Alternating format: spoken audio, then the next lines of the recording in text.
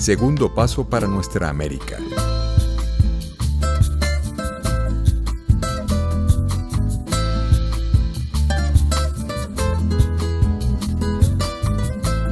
Bueno, muchas gracias, Gabriela, por la invitación. Igualmente a Ramón por la invitación que me hacen a participar en este día importante de publicitar de cara a representar exactamente el significado de lo que padece el pueblo palestino. Igualmente quiero enviarle un saludo al profesor Alaila y al profesor Sergio Moya, ¿no? Profesora Laila, en otras oportunidades hemos conversado y discutido distintos aspectos de estas cosas exactamente. Entonces, bueno, yo quería comenzar diciendo algunas cosas que son, es decir, cuáles son las formas de representación que tiene el tema palestino en el mundo, las formas de representación. Y las formas de representación tiene que ver con algunas dimensiones geopolíticas, geoeconómicas y religiosas que aparecen tras bambalinas, ocultadas a la opinión pública, ¿no?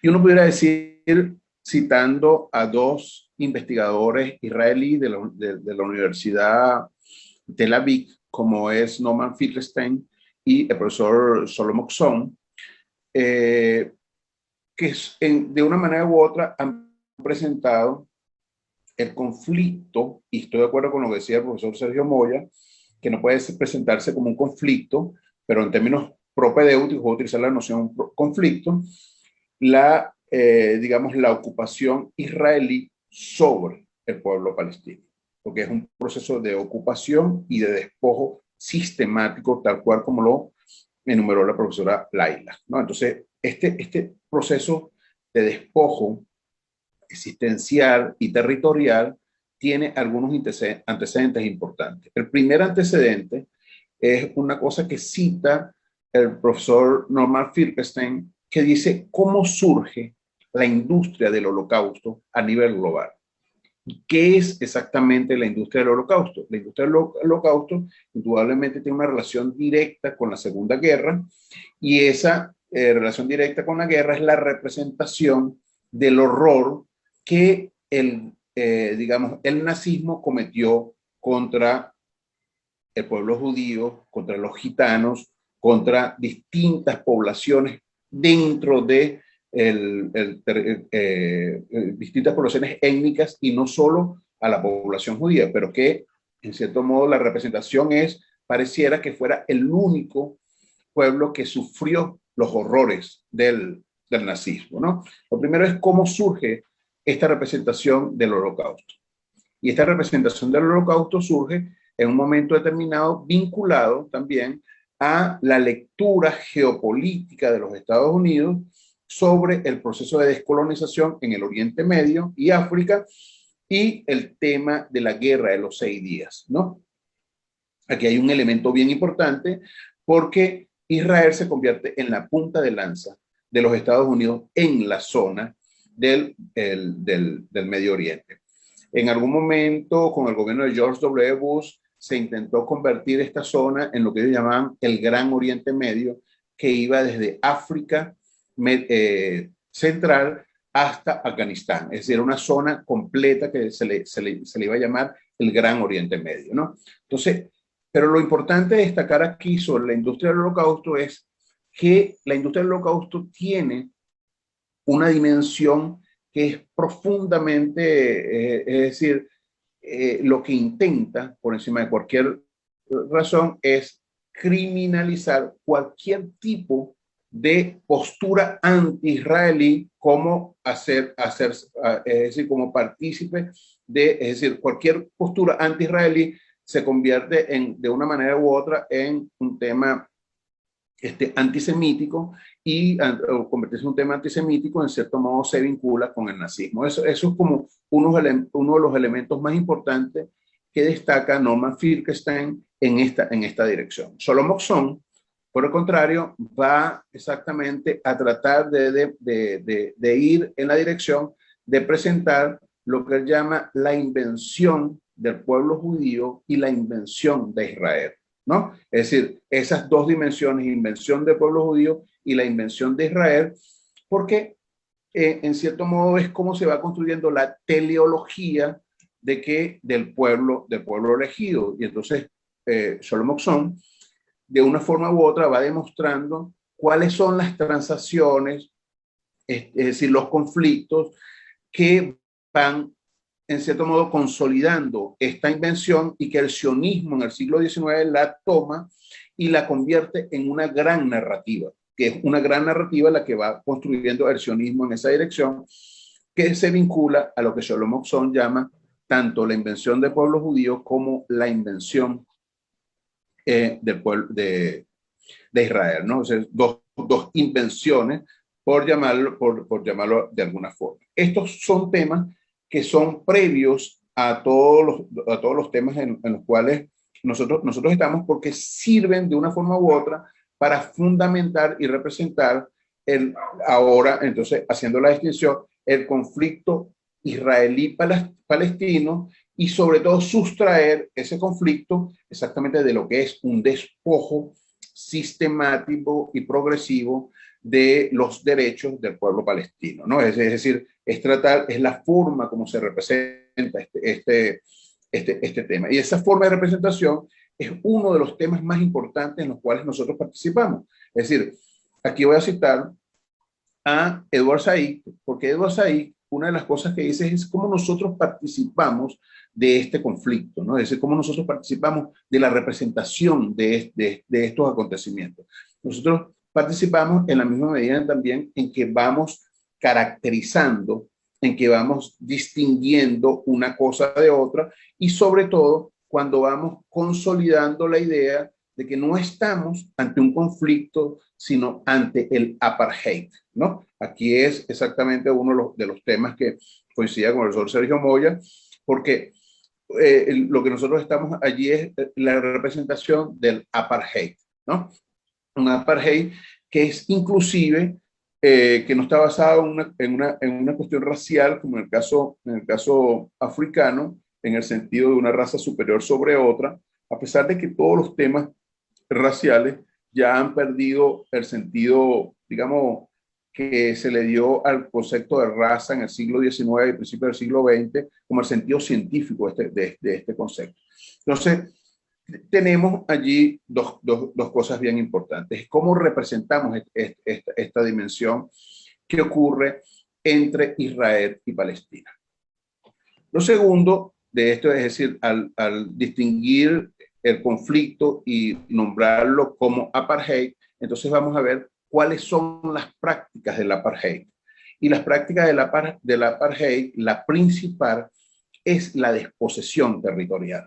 Es decir, el tema sistemática de cómo la desposesión territorial, de una manera u otra, va arrinconando, acechando, confinando a una cárcel, una gran cárcel, al pueblo palestino, ¿no? Es decir, y ese confinamiento tiene que ver exactamente con cortes de agua, con cortes de luz, con cortes de energía de distintos tipos, tal cual como lo describió la profesora Laila. Es decir, cómo todos estos temas de desposesión, en cierto modo, van acompañados con algunas prácticas sistemáticas de cortes de energía, y estos cortes de energía, en cierto modo, van construyendo la noción de confinamiento desde el punto de vista subjetivo, es decir, confinan subjetiva y territorialmente a la población palestina, ¿no?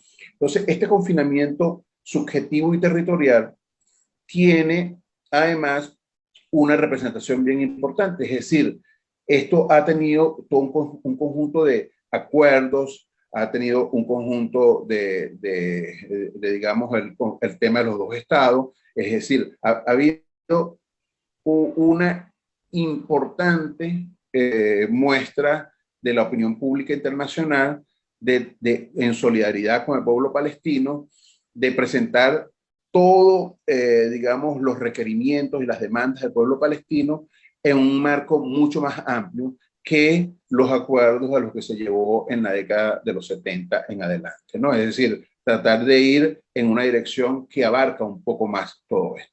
Entonces, ¿qué sentido tiene esto para autores?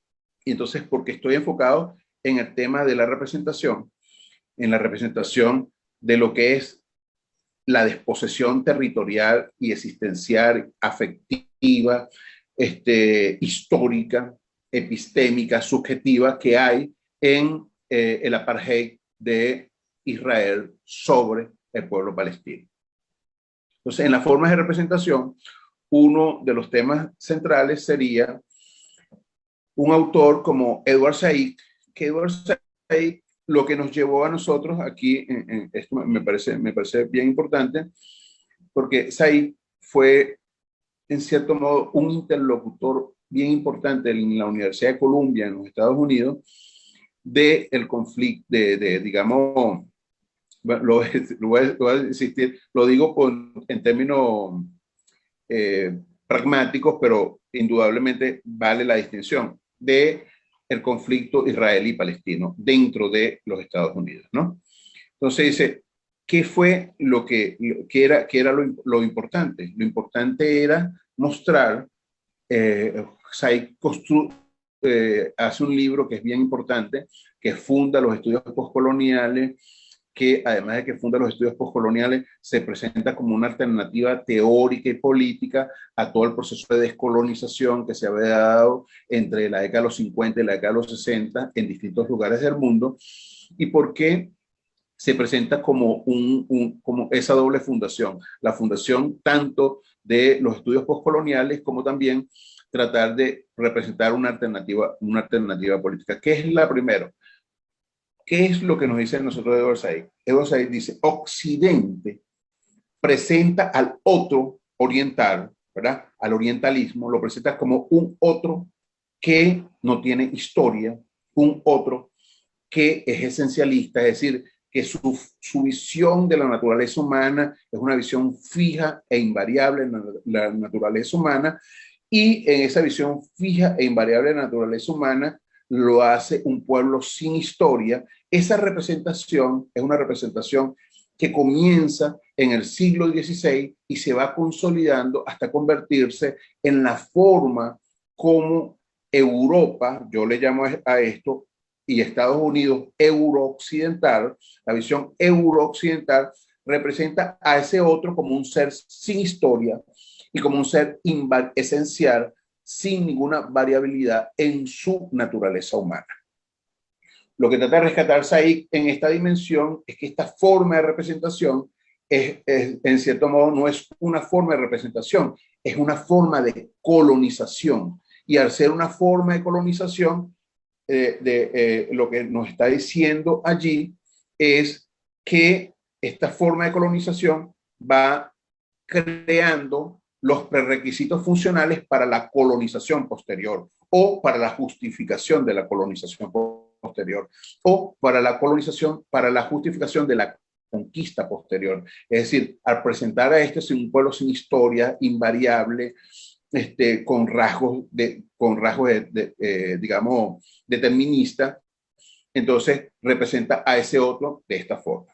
Entonces, el otro, el palestino, es presentado en una forma esencialista y sin historia. ¿Dónde es presentado como un ser esencialista y sin historia el palestino? El palestino es presentado así exactamente en los grandes medios.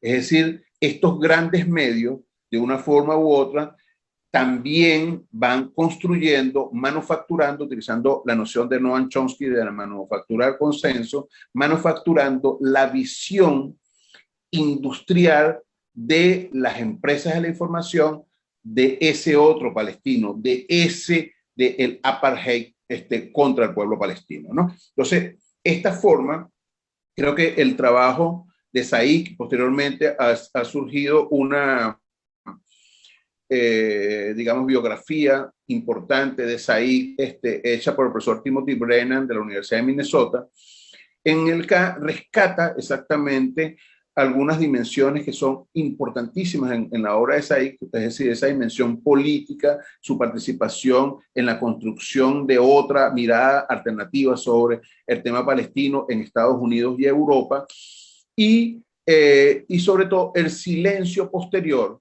que tanto el profesor Sergio como Laila lo dicen indirectamente, el silencio posterior que viene después del 11 de septiembre del año 2001, que fue que creó un nuevo entramado jurídico que permitió la guerra preventiva. ¿Qué es la guerra preventiva? La guerra preventiva creó también la ley patriota, y entonces es decir, si yo presumo que alguien va a tener un delito, yo antes de que cometa el delito digamos, lo apreso, ¿no? Entonces, antes de que si alguien piensa alguna cosa, entonces ya hay un poco, eso sería como la noción de criminal de George Orwell en 1984, ¿no? Pero aparece esa dimensión. Y ese entramado jurídico es el que domina hoy el mundo, es decir, la forma como se entienden los conflictos en este momento. Es decir, tanto Israel como los Estados Unidos no suscriben los acuerdos de la Corte Penal Internacional, es decir, no suscriben, digamos, la competencia de la Corte Penal Internacional. Y al no suscribir ni firmar, es decir, sus soldados pueden cometer crímenes de lesa humanidad y sin embargo estar exentos de ser juzgados por crímenes de lesa humanidad. Y aquí, con esto creo que termino porque ya me corresponde, está el tema que fue denunciado en su momento como la justicia a los vencedores por un filósofo del derecho como Danilo Solo, y ver digamos, los juicios de Nuremberg y Tokio como el juicio de la justicia de los vencedores. Es decir, los vencedores imponen un sentido de justicia que se corresponde con los intereses estratégicos que van desarrollando y que van a pensar a posteriori. Quería retomar como un concepto que viene de Marx, que es el concepto de acumulación originaria, y entonces cómo a partir de la acumulación originaria se crean las condiciones para, digamos, fundar todo lo que es la civilización del capital, ¿no? Es decir, la acumulación originaria es previa a la fundación del capitalismo como sistema histórico. Si nosotros vemos cómo en los últimos tiempos este concepto ha sido enriquecido por David Harvey cuando habla de acumulación por desposesión, y por Judy Butler también hablando del tema de la desposesión, el tema central para nosotros cuando hablamos del conflicto, del tema palestino, es la cuestión de la desposesión. Porque la desposesión, en cierto modo, elimina completamente cualquier posibilidad, es decir, de una vida digna para el pueblo palestino. ¿Y qué es exactamente la desposesión? La desposesión es, yo decía hace un momento, sobre la representación digamos, del tema palestino, y entonces la representación del tema palestino es, desde el punto de vista de los medios, es tratar de hacer desaparecer el tema palestino del tema de los grandes medios y presentar a un Israel amenazado como el tema central cuando hablamos de el conflicto en el Oriente Medio. Un Israel amenazado por un inexistente tema palestino. Entonces, el borramiento que se produce del tema palestino es una de las estrategias mediáticas de las grandes corporaciones y de los intereses geopolíticos de los Estados Unidos y de su enclave israelí en la zona, ¿no? Entonces, ese es sería como uno de los temas previos. Ahora, cuando nosotros miramos eso y tratamos de ver un drama que se cruza con otro drama, que es el drama de digamos, el drama de la pandemia, entonces encontramos varias cosas. Es decir, el drama de la pandemia también un drama sanitario en donde de la cuestión del tema palestino son los cortes de agua, los cortes de luz, los cortes de distintos tipos de energía, el cercamiento, el confinamiento y la destrucción de la propia historia, es decir, pero de una manera sistemática, ¿no? El tema de los niños es central, porque el tema de los niños es tratar de eliminar la tradición dentro de el propio pueblo palestino, ¿no? Es decir, hay un tema allí sistemático que es mucho más delicado, mucho más dramático, porque son las propias prácticas que se hicieron en la Segunda Guerra con lo que se llamó el Holocausto. Esas propias prácticas las practica Israel contra el pueblo palestino. Pero sobre todo es que no se presenta eso, se presenta al soldado israelí atacado por una piedra, como, es decir, como se presenta como esta es la violación de la soberanía, un ataque de un niño con una piedra a un soldado israelí, ¿no? Entonces esa es la desproporción de lo que en la cual nosotros nos encontramos, ¿no? Entonces, pero cuando miramos esto y miramos la pandemia es que indudablemente uno de los temas que surgió de la guerra preventiva es que lo llamaron efectos colaterales, es decir, cuando se bombardeó algo y cayó un hospital, eso no es un efecto colateral, es un efecto sistemático exactamente. Eso forma parte de la destrucción subjetiva de la persona en el territorio, y esa destrucción subjetiva de la persona en el territorio se hace es quitándole cualquier tipo de lazo, inclusive el resguardarse ante la Convención de Ginebra, que es resguardarse en un hospital en un momento determinado. O sea, ya todas estas cosas no existen y esa sistematicidad se ve claramente en que Israel puede exhibir en este momento que se ha vacunado a un gran porcentaje de la población y le niega todos los derechos de salud al pueblo palestino. Es decir, son dos cosas que ocurren de forma simultánea y esto es el drama al cual nosotros nos enfrentamos. Nos enfrentamos a una tarea que tiene distintas dimensiones. Una de las dimensiones es la dimensión política, diplomática, militante, de no desmayar en la presentación del tema palestino, del apartheid sobre Palestina.